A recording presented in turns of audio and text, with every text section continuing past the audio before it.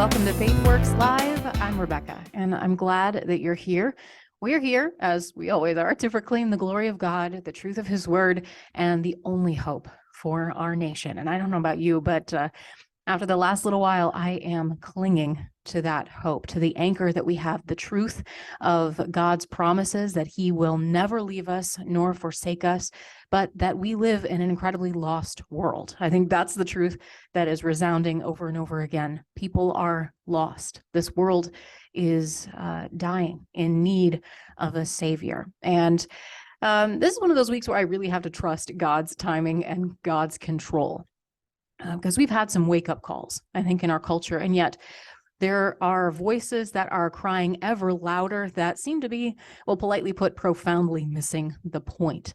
I think that God's people have to wake up and be bold, be courageous, and stand for the truth, stand for the defense of the innocent, protecting the vulnerable, refusing to compromise where God says right is right, wrong is wrong, and it's not our universe, it's his. So it's our job to align ourselves with his standard of reality.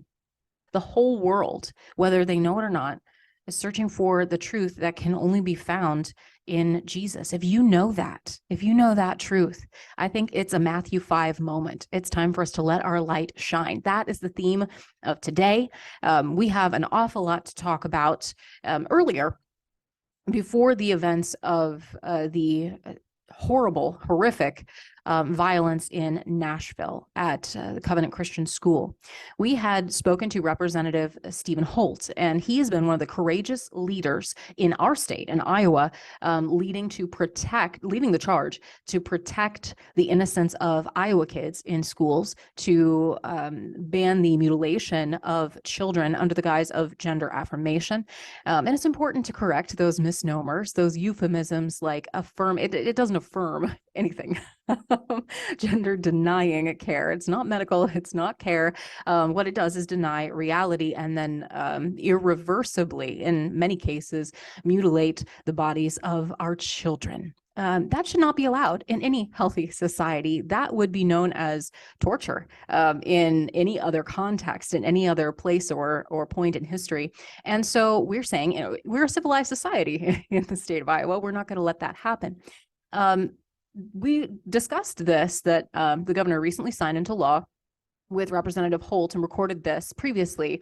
And in light of the events in Tennessee here, that aftermath, we need to discuss it all the more. But I thought it prudent to note that what you're about to hear and the excellent insights of Representative Holt, we spoke earlier before the Nashville shooting had taken place. So you won't hear him address that.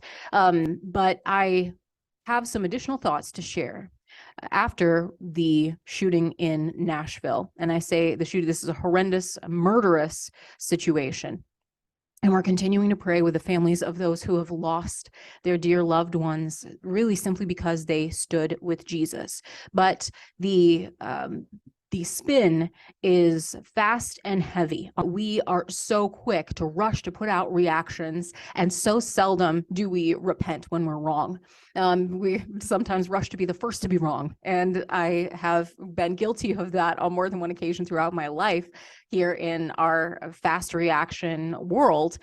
So I don't want to do that this time around. But what I will do is post the things that make me angry about people in their own words. The foolishness that is purporting itself to be wisdom, the victim blaming, as the kids say these days, is everywhere.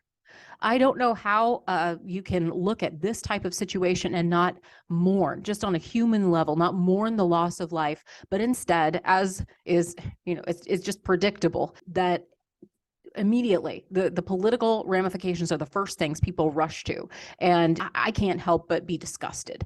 But why should you take my word for it? I'll share the way that the professional voices are sharing their blame, their contempt for the victims in this case. I don't think that there's any other word for it other than disgusting, reprehensible. But the reason that I talk about it is not just to dwell on the evil, but it's so that we can then learn how to respond in a Christ-like way. That's really difficult, I have to say, and I don't do it perfectly either, but we're going to walk through this journey together. Take my hand, will you, as we go on a tour of ridiculousness and evil, really, victim blaming, as we perpetuate the politics that got us into this in the first place. So stay tuned for that after our interview with Representative Stephen Holt about what Iowa is doing and has done now, the new laws that are in place to protect the innocence of children and to ban mutilation in the guise of gender denying care here in our state. We're making strides in some great ways, I think, to offer this protection for kids, for families, and we're setting a good example for every state to follow. And you'll hear the details with Stephen Holt right now. And helping to lead the charge when it comes to, I say, reestablishing reality in our state, as well as protecting, in particular, protecting kids from the onslaught of gender ideology and indoctrination that's come their way. Is just a leader I'm excited to feature on the show today. Representative Stephen Holt is our special guest today, and he is one busy guy. He is the chair of the House Judiciary Committee, and he's been leading the fight in several of these fronts. And Representative Holt, thanks for joining our show. Thank you so much. It's great to be with you today. Well, I know that, again, you're a super busy guy. You've led on several fronts that are very important, close to my heart on life. And as a mom, I've been extremely concerned about the direction of our nation and the direction of, Iowa schools, things cropping up that you wouldn't have expected. And one of these issues, of course, top of everybody's mind, is gender ideology in classrooms and the direction that is heading. Children being influenced by people that, in positions of power to redefine themselves. And there's just all sorts of confusion that's going on right now. So I can say it's a top priority for me and in my life, in my mind. But why are these issues a top priority for the Iowa House this session? What have you been hearing from Iowa parents and families about why legal protection is needed?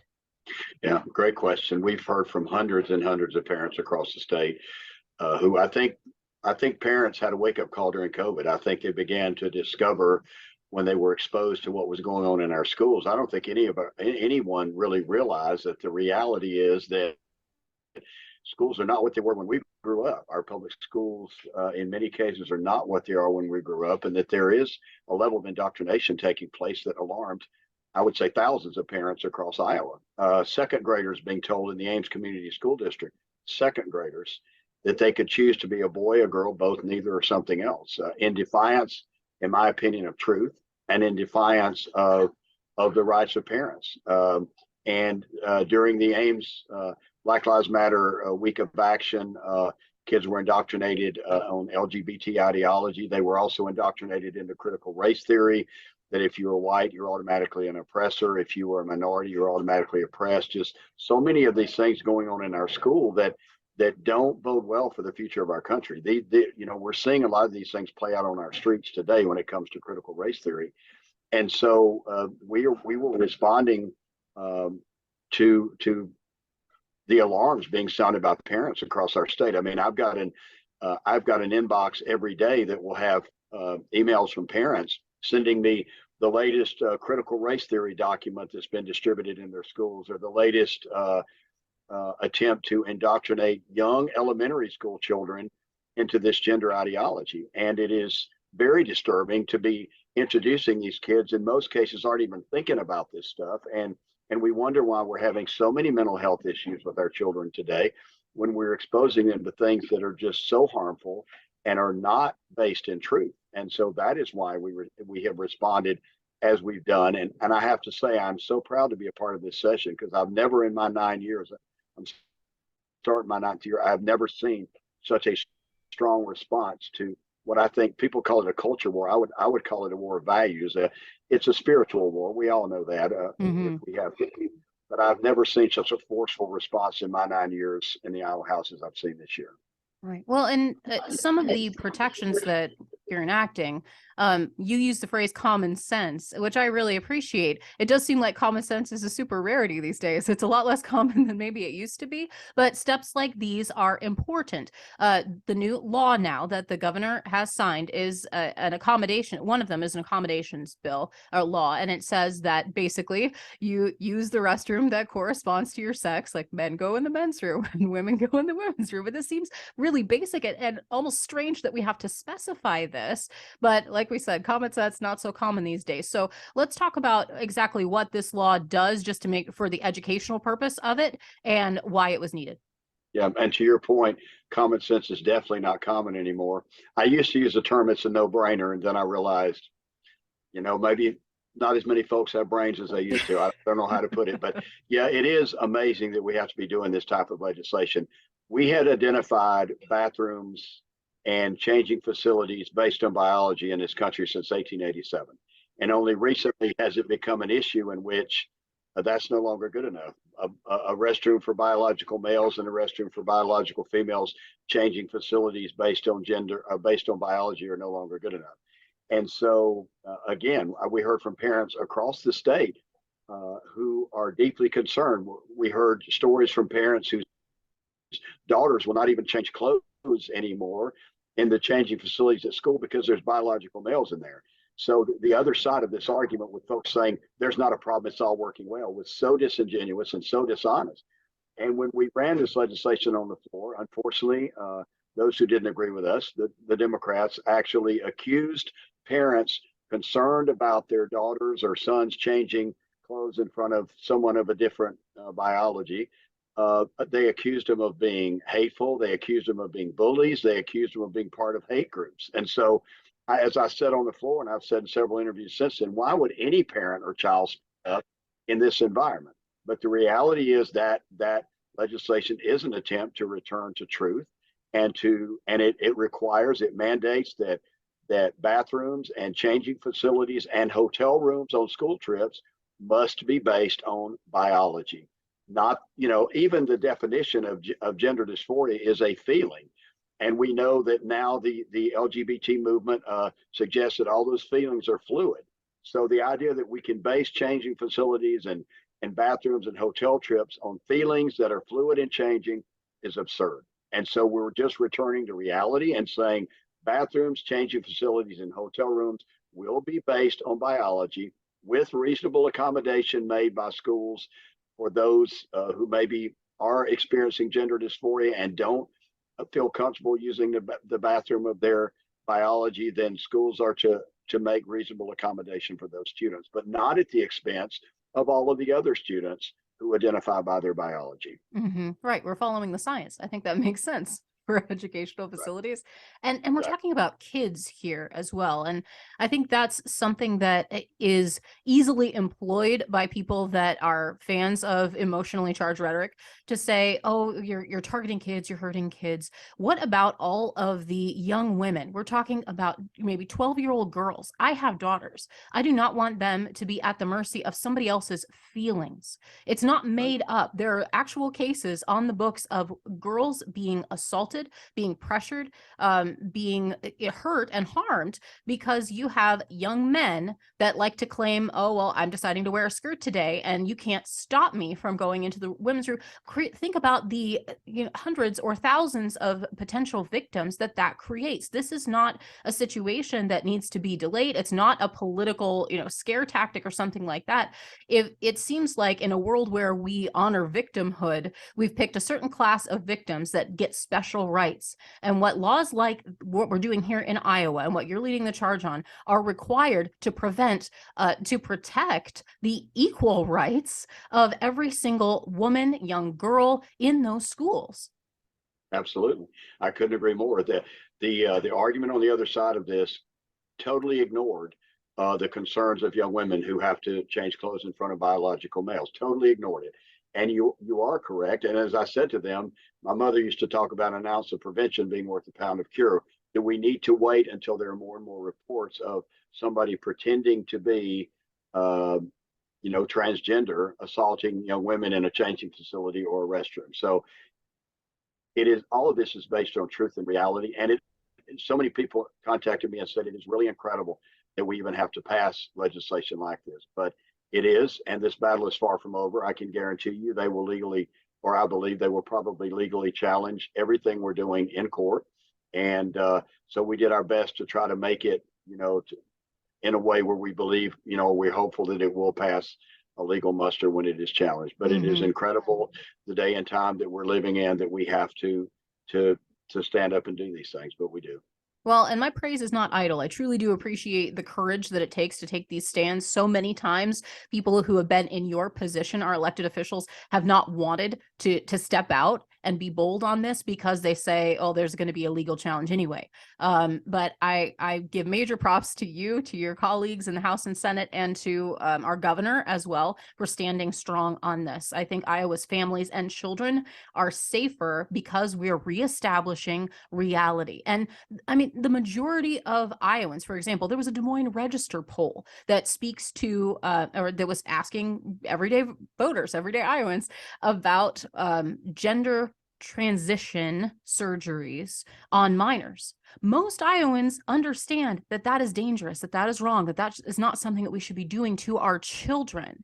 It's not like this is something that's difficult. Now, people have varying degrees about what things should and shouldn't look like, but to say we're not going to allow our children to be surgically operated on in life-altering ways, that's not something that we should do to those under 18. That's not something we should allow in our state. That seems to me, again, to be a common sense protection. And now that is law in the state of Iowa, which I think is, again, an incredibly good thing, and I think leads the way for states all across the nation. I don't know why every state doesn't have some kind of protection in place.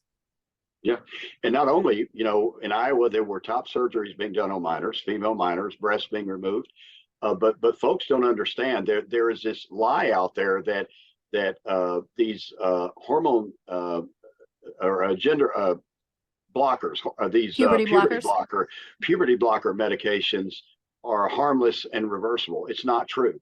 There are more and more evidence coming out to show that these things are far from reversible and far from not harmful for adolescents. The Food and Drug Administration came out just a year or two ago and stated that puberty blockers were for precocious puberty. They were not approved for gender dysphoria. You have the British Medical Journal, which is one of the most foremost and respected medical journals in the world, and they recently said that these medications were puberty blockers were being used in the context of profound scientific ignorance. That is their words. And you just had the American College of Cardiology come out saying that they're finding that these puberty blockers cause all kind of problems in minors related to osteoporosis, stunting bone growth, brain development. They said there's growing evidence that that people are much more susceptible to the worst kind of heart attacks and strokes. You have a Dr. Susan Bradley, who was the foremost authority on gender affirming care in Canada, come out and say that they were wrong about puberty blockers being reversible and not harmful. So there's a mountain of evidence. And the doctors that were performing these surgeries in Iowa testified before the House Government Oversight Committee when we held hearings. This was so alarming. Number one, they pleaded ignorant and said they had never heard of deassistance or detransitioning, which was incredible for them to say. But they went on to say that they don't even track these children they're doing these procedures on and these therapies. They don't even track them into adulthood. Incredible. And so the countries where this has not been so politicized, Sweden, Britain, New Zealand, France, Australia, all of these countries are backing away from these things.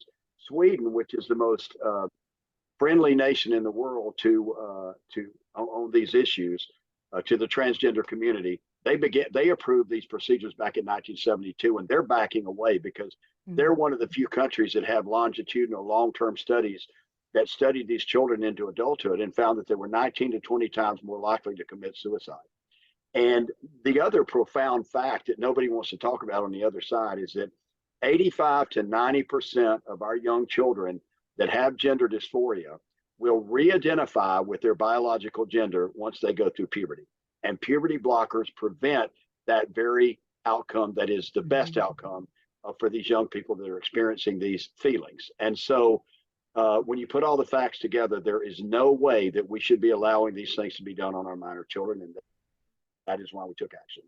Well, and just thinking of, as we've said, coming back to the land of common sense, or making common sense common again, we understand that kids go through stages as parents. Maybe I've got a 4-year-old who thinks he's Spider-Man on most days, but I don't expect to then reaffirm him in that identity and say, yes, because, you put on your cape and your costume and you can go climb up the walls like Spider-Man. That's just not reality. It's just part of his imagination, it's part of his discovering, how the world works and who he is in all of that. And not to minimize the struggles of people who have a condition or a difficulty that they're disassociated with their body or disconnected in that way. I mean, we should be treating them with love but bringing them into alignment with who they are, not giving them mystery medications and lopping off body parts and saying that this is going to fix your problem and that this is care. I love the masters of euphemism that say that this is all gender affirming care, when what they're really doing is pumping hormones and so-called medications into kids to stop natural biology, and they're cutting off healthy body parts from our girls and boys, like you said, on minors, kids that are still developing, still trying to figure out who they are, and we're locking them into with medical experiments. We're locking them into this false sense of dysphoria and saying, well, this is who you are now. I mean, I can't imagine why you would do that as a parent, as a leader, as a doctor, and just to say that they have never heard of gender regret or the detransitioners. If I've heard of them, they have to have heard of them. Check out Twitter. I mean, it's again, somewhat crazy. Like, I don't know why you would do this and expect a healthy society. It's not good for the people in question, for the boys and girls who are so confused, but it's also not good for the rest of society to look at that and not have the courage to stand up and say, that's not healthy. That's not right. Yeah, folks on the other side of this argument are really good at misnaming things. I think about the Inflation Reduction Act, which was actually the opposite of that, or gender affirming care is actually gender denying care. Let's be real. The idea that cosmetic surgery can make a male a female or a female a male is a lie, and we are allowing these. We are telling children what amounts to a lie. And again, if someone turns 18 years of age and they choose to have these surgeries, they're adults. They choose to have these procedures, they can do so. But we're talking about minor children under 18 years of age who go through all kind of feelings, do not have the maturity to make these decisions. And we know that 80 to 95% of them will return to their biological identity once they go through puberty. And you put on top of that the fact that when you have the British Medical Journal saying that we're administering these medications in the context of profound scientific ignorance, how can parents have how can they have informed consent to give these kind of make these kind of decisions for their children? So none of it makes any sense, and that is why we took the action that we did to protect our kids. Right. What has been the reaction since the bill has passed? I've seen some of your interviews. You've been out adequately, more than adequately. You've been out with erudition defending the brave actions that Iowa lawmakers have taken. What has been the response that you've heard since these bills passed?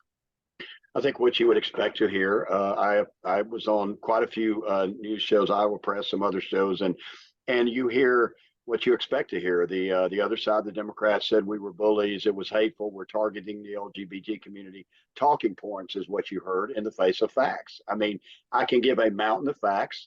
The one they hate the most is that the Obama administration in 2016 refused to authorize Medicare to cover these gender reassignment procedures and puberty blockers because they said there's not evidence to support that it benefits patients. This was the Obama administration in 2016. So the facts are the facts, and so you respond with facts to talking points and rhetoric that isn't based in reality. But that's the world we're living in today. And one of the things that I found in a lot of research on this issue doctors are really afraid to speak out on this issue in the United States because, unlike in some other countries like Sweden, this has become so politicized in this country that it is difficult for people to speak out. And the Democrats just confirmed that in their reaction to this, and those that are opposed to this in their reaction to it, where they're spouting talking points and talking about hate, when in fact all we're trying to do is protect our children. That's it, and stand up for truth. Well, and hearing the again the outcry, just the rage that or the invective that comes your way, that comes anybody's way when they stand out, that's been a reason that many people have kept silent. And I think finally there are enough Christians, there are enough parents that are willing, grandparents that say, I care too much. This is too important. And I don't care what kind of nasty names you call me. I care enough about you and about all the kids in Iowa that we're not going to stay silent anymore. This is ridiculous that we've created this kind of confusion, this kind of maladaptive, unhealthy, just deadly in the extreme ideology that is taking over our children, that is influencing our kids to the point where they are harming themselves. We're not going to stand silent in the face of that kind of manipulation anymore, that kind of giant lie. We have to stand up and tell the truth. So I know that your faith is very important to you, Representative Holton. And since we agree that, you know, our Savior says we're supposed to love our enemies, and that can be really difficult when they're yelling and spitting nasty things in your face. What might be some advice that you have for people, just average everyday people, to stand strong in the face of this kind of opposition, and how to love people on the other side of the aisle? I think we have to recognize this is spiritual warfare. We are in a battle for the survival of our country, for the future of our country and the future of our children. I think John Adams said it best. He said, our Constitution was made only for a moral and religious people.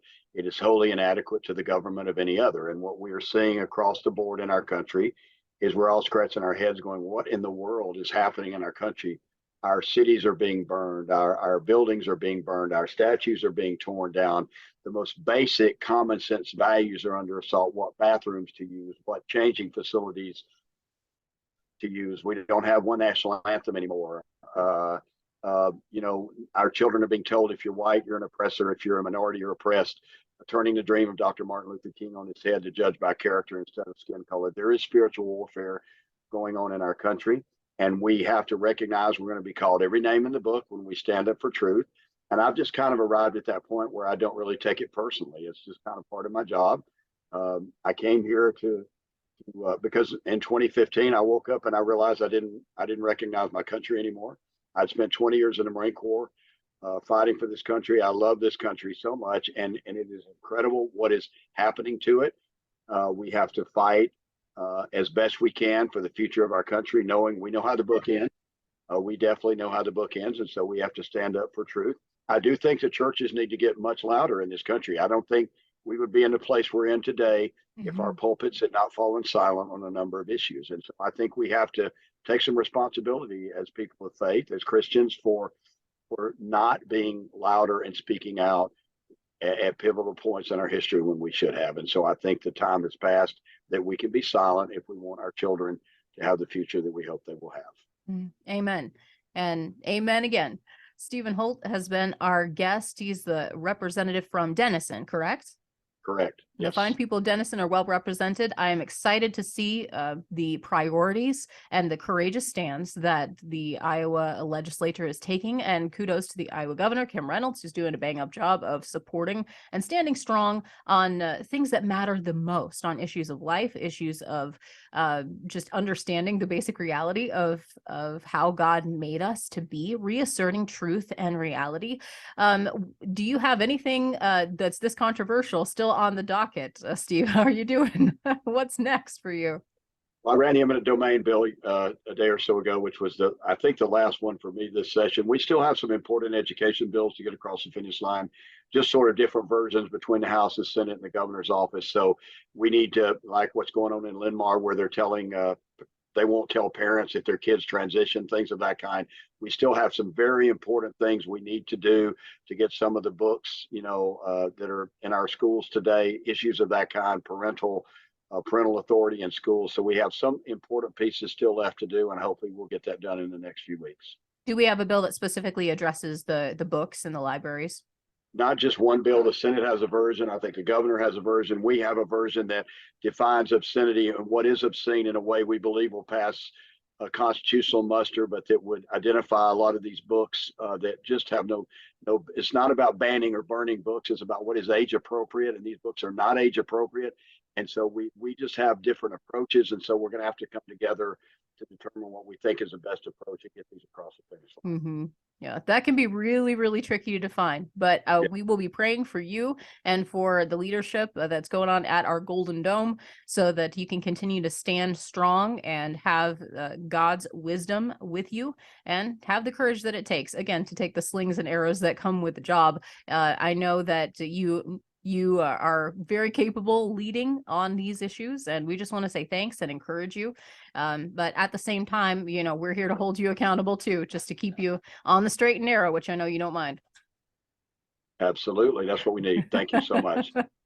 Thank you. Representative Steve Holt will be praying for him and praying for his colleagues at the State House, really people of any party that are willing to stand up and lead against the lies that are being perpetuated in our culture to protect our kids. That's really what this is about.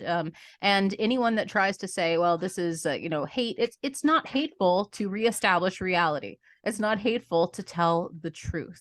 Lack of truth is not love, but we serve such a loving God that he gave us the truth and he gave us a way to reconnect with him. Even no matter how far we've gone, he loves us enough to call us home, to rescue those who are perishing. And so as his people, we're here to do exactly that. So thank you so much for joining us here on FaithWorks Live today. Thank you so much. God bless. There's no better time than now to stand for life. And you can stand with Iowa's original pro-life organization, Pulse for Life. They're the longest standing nonprofit pro-life organization in Iowa, and they're dedicated to informing, educating, and inspiring a new generation to value the sanctity of all human life, from fertilization until natural death. They serve at the State House. They educate in classrooms, at events. They proudly serve on the coalition of pro-life leaders. They are on the front lines of the battle against this throwaway culture of death that we see all around us, and we are winning ground. Hearts and minds are changing, and the pro-life movement is continuing to grow. And you can be a part of the exciting things that are happening right here in our own backyard at pulseforlife.org and get your finger on the pro-life pulse. Sign up for their newsletter, find ways that you can make a difference, and how you can change hearts and minds with their pro-life apologetics course, pulseforlife.org. When a woman faces an unplanned pregnancy, every possible emotion goes through her head. Where can she go for help and for hope? She can go to Intervisions. Here in our metro, we have 2 healthcare clinics where she will find hope and help. From free pregnancy testing and STD testing to free ultrasounds, Intervision serves women and men with STDs who find themselves in vulnerable situations. They're completely free of charge because of generous donations from folks like you. And their medical clinics help their patients get all the information that they deserve, that empowers them to make life-affirming decisions. That's what they do at Intervision's healthcare clinics right here in Des Moines. Learn more at intervisionshealthcare.org. That's intervisionshealthcare.org. And you can call 24 hours a day at 515-440-CARE. That's 515-440-2273.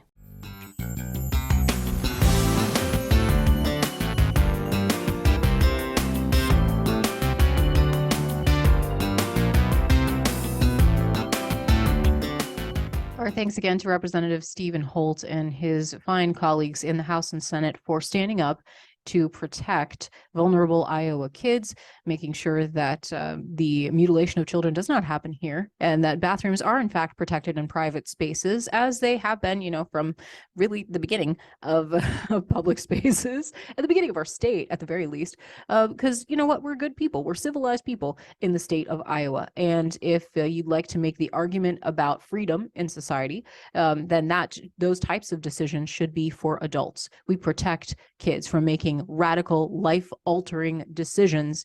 And if this were about other substances, then we, like alcohol, for example, drugs and alcohol, we would not be having this conversation. But somehow, when you package it and say that it's gender-affirming care, when what it really is gender denial, it's the revocation of biology. It is irrevocable damage, irreversible damage to healthy boys and girls. Yeah, we're not going to do that here in the state of Iowa. So very glad to see those examples being set here in our state. Now, unfortunately, not everyone shares our view of what should be self-evident truth and common sense. What we see is hysteria. We see a new mania that's cropped up in the wake of the Nashville Covenant shooting that actually, get this, blames the victims for being attacked, blames Christians, conservatives, and basically anyone that they can stereotype into those boxes to say, well, it's really your fault. Look what you made us do. It's your fault that you were attacked. That would not be accepted in any other group. If you change the adjective Christian, if you change that category to some other religion, some other race, people group, demographic, then we all know that this would not be acceptable. But just look with me at some headlines that are truly disgusting. I think one of the most heinous examples of this, the professional opinionators, was in the state of Arizona, where actually there was quite a bit of blowback. The Arizona governor's, let me share this on screen for those of you who are watching. The Arizona governor's office had to apologize, and her press secretary actually resigned after a tweet encouraging violence against, quote, transphobes. It's almost like you can't make this stuff up. Here's coverage from National Review. The press secretary of Katie Hobbs is out of a job after posting a controversial tweet that appears to encourage violence. Her name was Jocelyn Berry. So this was in the wake of this horrific attack at Covenant School, where the shooter was transgender, targeting kids and seniors in this school. Less than 12 hours later, the Arizona governor's press secretary tweeted out a picture of a woman, I think from a show or a movie, holding up two guns, and her caption is, "This is us when we see transphobes." I mean, that's more than a little tone deaf. That is I don't know of another way to read that other than to say that even metaphorically, you're calling for violence against, quote unquote, transphobes, and she is out of a job. So I think that's an appropriate consequence. Again, it wouldn't be acceptable towards any other group. That's far from the only hot take, quote unquote. NBC News: some on the right blame gender identity and not guns for the Nashville shooting amid a national campaign to ban gender-affirming medical care. Again, euphemistic language, and LGBTQ literature. Some conservatives have seized on a shooting by a transgender person to further their agenda. See, the real villains are not the ones who go in with guns and kill innocent people, who invade a school and attack and commit a hate crime, a terroristic attack upon a Christian elementary school. No, the real villains in this case are the conservatives that, what is it? Andrew Klavan likes to say, the conservatives pounce, Republicans pounce is always the headline.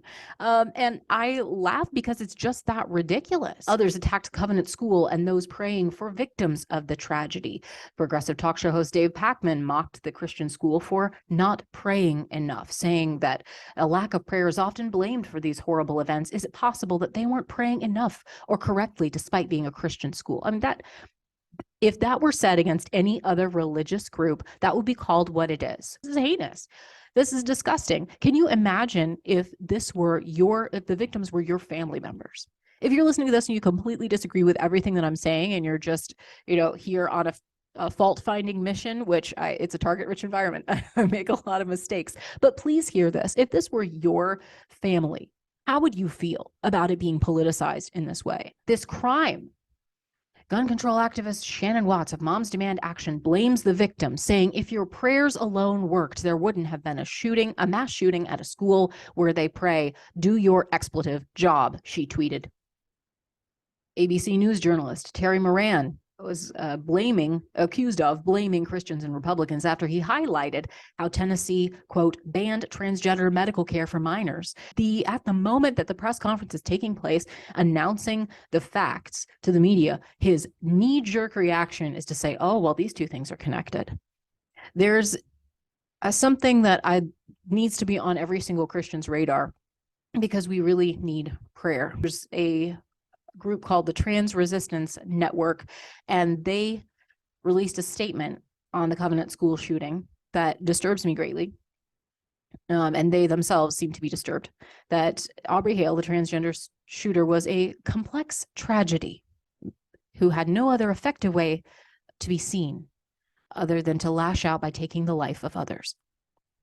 This is their justification for the shooting. They blame it on the reality that transgender people the life for them is very difficult due to anti-trans legislation and right-wing personalities. You see, it's our fault. They say hate has consequences. Can you imagine? Can you imagine any other circumstance where the defense of a terroristic attack, basically, was to say, well, hate has consequences? That's more than just victim blaming. That's evil in its assertion. Hate has consequences, but the hate is coming from those who assert that your sexual identity is the only thing that matters about you. Is that that the rest of the world has to affirm whatever pronouns or identity you feel like that day. Otherwise, it's violence. That our silence is violence, that you must have affirmation, that you must have celebration, as our new Secretary of Health and Human Services has said, that we demand celebration. We meaning the rainbow community. The call now is for a trans day of vengeance coming up here in just a few days. They believe that they have been unfairly targeted, and therefore they're willing to take matters into their own hands. And I say this not to promote any sort of fear. I don't know what this is going to look like, but I am praying fervently that that we will have peace reigning this day and any other day, that any more attempts at evil will be thwarted, that law enforcement will be courageous, be present, and will be able to prevent any such evil from taking any more lives. And I ask that you join me in that prayer to protect our nation. Really, the only hope is not coming from government, where they're a big part of the reason we're in this mess in the first place, because now they're just as confused. Our quote unquote leaders are just as confused as the rest of us. God's people have to lead the way, and our kingdom is not of this world. Jesus said, we fight differently. We fight in prayer. We do battle against the real enemy of our souls. And we look across the aisle and we see the people that are insulting us and calling us names and, standing in opposition towards everything that we believe is good and right and true. And we look at them and we say, we love you. We love you enough to speak the truth. We love you enough to stop the harm that's being done by these philosophies. We love you enough. I see you as wonderful and created again with that same dignity and that same worth, not to mutilate yourself and not to believe these lies that the liar of the original liar is feeding you, especially not for kids. We cannot allow children to be the victims of these lies from the pit of hell. What are we going to do? What are we going to do about this as the people of God? We have to wake up. If this doesn't wake you up, I don't know what else will. We have to stand strong. Nobody else can lead the way on this. It's not clear to anyone else. This is our job to fix. This is our job to stand in the gap. Ultimately, we believe that the power of God will be victorious over all of Satan's lies. We know that to be true, right? That's what we say sometimes. We've read the end of the book. We know how this ends. We know who wins. But in the meantime, the devil is seeking anyone that he can to kill, to destroy. So who stands in his way? It's you and me, guys. Like it or not, we didn't seek this fight. And many of us have been running as far as possible from this fight. We can't run anymore. We can't act like being nice is our chief virtue. It's not nice to lie to people. It's not nice to go along with a lie that kills, that destroys. No, what's nice and what's truly loving is to stand up and when we see evil being done and say, no, this is not right. No, I will not go along with it. No, I will not allow my children to be indoctrinated in it. The kids that I care about too much to allow their lives to be destroyed by this lie. We're not going to stand for this anymore. And you're going to get called names. You're going to be reviled and persecuted. But fortunately enough, let's end with the promise of Jesus. Because for just such a time as this, he has prepared us. Here's Jesus' own words in Matthew 5. Blessed are you when others revile you and persecute you and utter all kinds of evil against you falsely on my account. Rejoice and be glad. Rejoice, for your reward is great in heaven. For so they persecuted the prophets who were before you. You are the salt of the earth, but if the salt has lost its taste, how shall its saltiness be restored? It is no longer good for anything except to be thrown out and trampled under people's feet. Let that not be said of us, church. We are the light of the world, Jesus said. You, listening right now. A city set on a hill cannot be hidden, nor do people light a lamp and put it under a basket, but on a stand, and it gives light to all in the house. In the same way, let your light shine before others, so that they may see your good works and give glory to your Father who is in heaven. That is how we fight back. Not in the way of the world, but in the way of Jesus. His example set before us. We can't hide our light under a bushel anymore. It didn't work at Sunday school. It's not going to work here. Shall we hide it under a bushel, or shall we take a stand and shine for all to see, to speak up, to tell the truth when it matters? Now is the moment. It's never going to get any easier to stand up and tell an unpopular truth. We're motivated by love. And I think that's the way forward. That our enemies, those who style themselves or see themselves as our enemies, misunderstand our heart. So let's lead with prayer. Let's lead with our understanding of who God is and what he offers to the whole world. The love that he shares is not a weak thing. It's not an acquiescing kind of thing. It's not an, oh, well, maybe kind of sort of around the edges. It's an all or nothing thing. Love is courageous. Love is brave. We need that kind of brave, radical love from God's people that is not willing to rejoice in evil, that does not stand silent in the face of evil, but rejoices in the truth. That is God's way.